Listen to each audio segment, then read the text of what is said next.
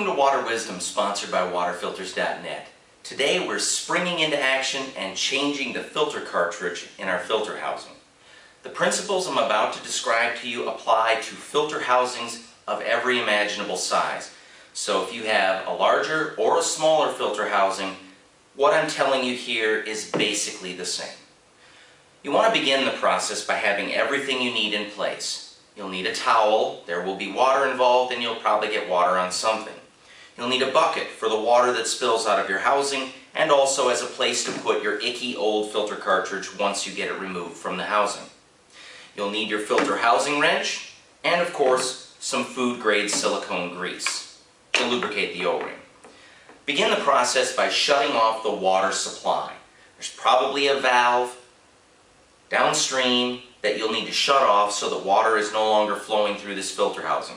Some filter housings have a valve on the head that you can turn to turn the water off. In any case, shut off the water supply, then release the pressure, either with a pressure release valve on the housing, by pressing this red button, a small burst of pressure to release the pressure, or by turning on a water faucet somewhere in the house. Release the pressure. Now it's time to remove the cartridge. Take your filter housing wrench and remove the sump righty-tighty, lefty-loosey, just like any old screw. Now, if you don't have this filter housing wrench, you could use this adjustable strap wrench. You can see that it adjusts to a number of sizes, infinitely variable. Simply put it over your filter sump, tighten it down, and use it to loosen or tighten the sump, as the case may be. So, remove the filter sump, unscrew it. There's going to be water, pour the water in the bucket, remove your old icky cartridge, and now it's time for O-ring maintenance. Remove the O-ring and inspect it carefully.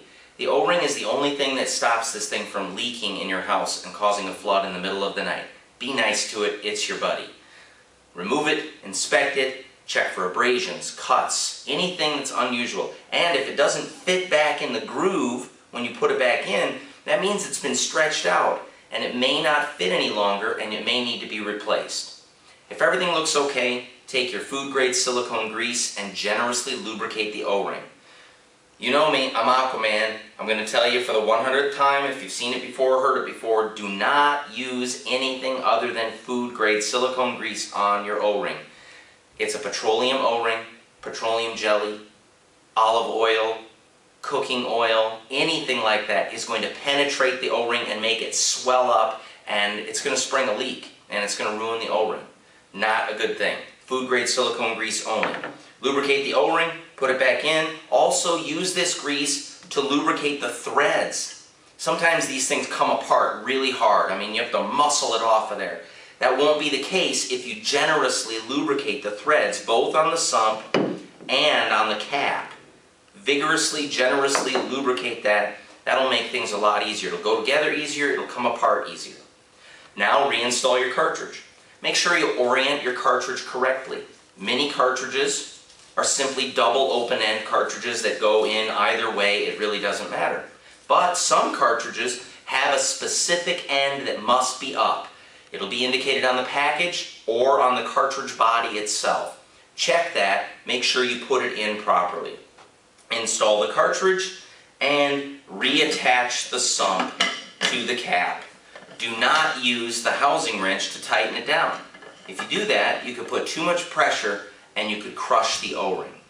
Now that you have the cartridge installed, turn the water supply back on slowly. You don't want to smash the pressure into this vessel. Slowly turn the pressure back on and go turn a faucet on and flush the cartridge thoroughly for 15 or 20 minutes, depending on what kind of cartridge it is. Carbon cartridges will tend to shed little pieces of carbon fines, carbon dust, and that's not nice, and you don't want to drink that, and you don't want it in your water, so it may require further flushing.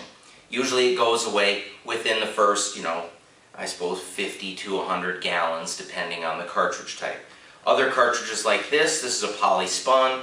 It's a good idea to flush them, no doubt, but it's not as big of a deal. So flush it for 10 or 15 minutes and you're ready to go. You've changed your cartridge, you've got good pure water, and beautiful thing. Pure water from your filter housing. You can feel confident about your safe water, and it can taste good too, especially if it's a carbon filter. I'm your host, Aquaman, and thanks for watching.